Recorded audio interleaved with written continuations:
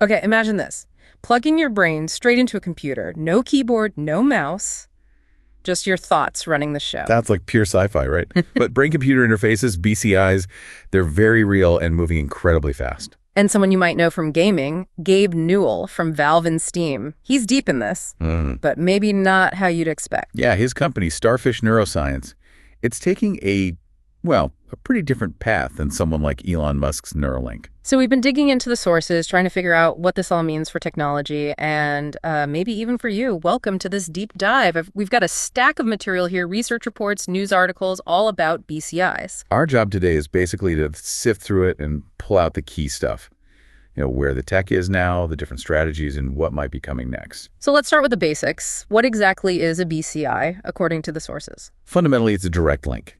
Communication between the brain and some kind of external machine, maybe a computer, maybe a robotic arm. Direct meaning it skips the body's usual wiring. No speech, no movement needed. Exactly. It bypasses the peripheral nervous system. The BCI reads brain signals directly. How does that work, reading brain signals?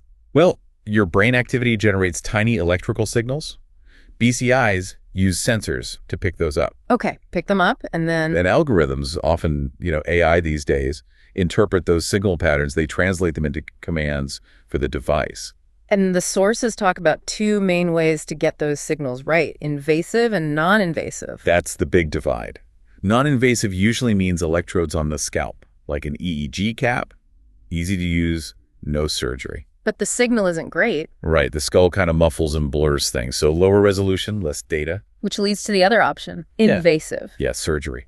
Implanting electrodes right on the brain surface or even deeper inside the tissue. The big advantage there is signal quality, I assume. Much better. You're right at the source, so you get clearer signals, much more data. But obviously there are medical risks. Like infection, bleeding, damage. All potential complications. It's a major trade-off, and we see different groups weighing that differently. U.S., China seem to be pushing invasive research harder. While others, like France, according to one source, focus more on non-invasive. Reflects different research priorities, maybe risk tolerance too. And speaking of invasive, Neuralink is the name most people probably know. Definitely high profile, and their invasive strategy is pretty specific. It is. Typically, they use a single implant, but it's packed with electrodes, like over 1,000 sometimes. Concentrated in one small brain area. Exactly. Designed to interface very intensely with one specific spot. And their goals are ambitious, beyond just medical uses. Oh, yeah. They talk about treating serious conditions, sure, but also human augmentation, boosting memory, intelligence, maybe even linking minds to the cloud. And they've moved to human trials. They have, yeah. And they've reported some successes, patients controlling devices with thought. Okay, so that's Neuralink. But then there's Starfish Neuroscience, Gabe Newell's company. How are they different? This is where it gets really interesting. Starfish is aiming for something else entirely. Not one big implant. What then? Minimally invasive distributed interfaces. Think multiple, much smaller implants placed in different brain regions. Okay, wait. Why multiple regions? Isn't high density in one spot better? Well, that's the key insight driving their approach, based on the sources. More and more evidence suggests many neurological disorders, Parkinson's, depression, bipolar, aren't just one-spot malfunctioning. It's the connections between spots. Exactly. It's about circuit-level dysfunction, how different brain areas talk to each other. So to treat that, you need access to multiple points in the network. That makes a lot of sense. Targeting the whole circuit. What do we know about the tech they're building? They're planning a chip prototype that sounds, frankly, tiny.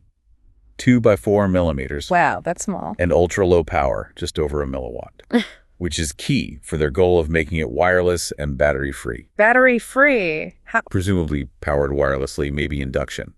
That would massively reduce surgical complexity and risk compared to systems needing battery packs. Okay, tiny, wireless, battery-free, what can it actually do? It's designed for both recording signals and providing electrical stimulation back to the brain.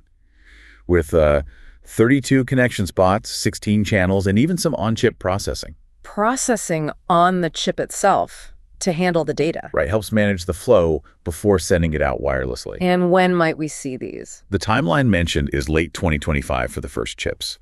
So still development, but getting closer. And Starfish's initial focus is medical. Clearly stated as medical, Parkinson's, depression, bipolar conditions that fit that circuit-level dysfunction idea. Okay, but we have to connect this back to Gabe Newell. Valve, Yeah. Steam, gaming. He's been interested in BCIs for gaming for ages, hasn't he? Oh, absolutely. For over a decade.